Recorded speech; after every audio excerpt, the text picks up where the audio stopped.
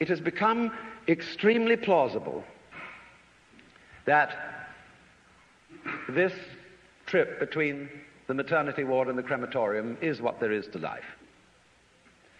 And we still have, going into our common sense, the 19th century myth, which succeeded the ceramic myth in Western history. I call it the myth of the fully automatic model.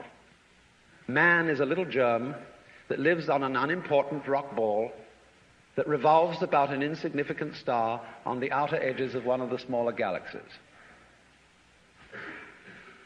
But on the other hand, if you think about that for a few minutes, I am absolutely amazed to discover myself on this rock ball rotating around a spherical fire. It's a very odd situation.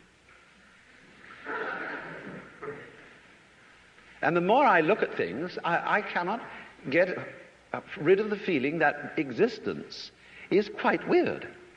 I know that. See, a philosopher is a sort of intellectual yokel who gawks at things that sensible people take for granted.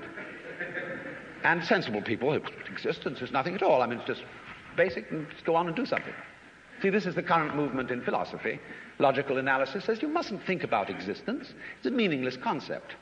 Therefore, philosophy has become the discussion of trivia.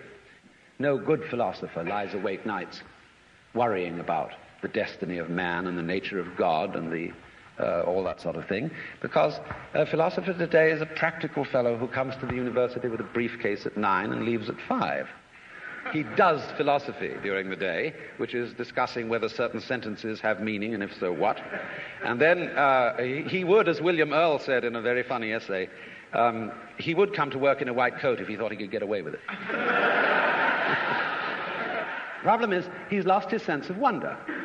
Wonder is like, in modern philosophy, something you mustn't have. It's like enthusiasm in 18th century England. It's very bad form. But you see, I don't know what question to ask when I wonder about the universe. It isn't a question that I'm wondering about, it's a feeling that I have. Because I cannot formulate the question that is my wonder.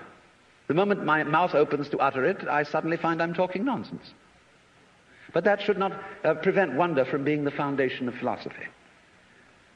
So, there is obviously a place in life for a religious attitude in the sense of awe, astonishment at existence.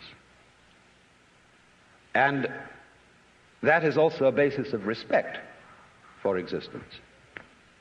We don't have very much of it in this culture, even though we call it materialistic. In the culture that we call materialistic today, we are, of course, bent on the total destruction of material and its conversion into junk and poisonous gas as quickly as possible. This is not a materialistic culture, because it has no respect for material. And respect is in turn based on wonder, on feeling the marvel of just an ordinary pebble in your fingers.